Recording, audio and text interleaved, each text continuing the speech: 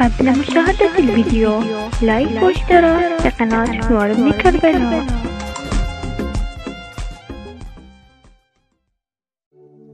تنوية.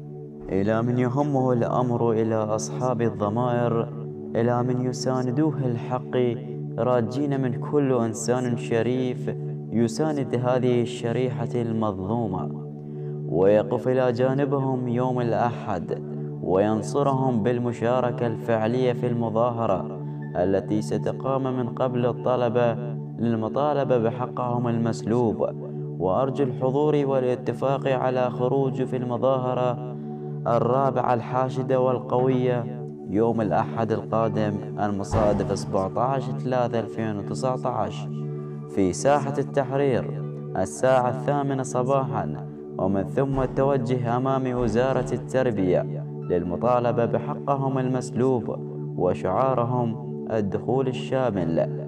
مطلبنا حيث أكدوا على عدم إرجاعهم إلى ديارهم إلا وبكتاب الموافقة معهم للدخول الشامل.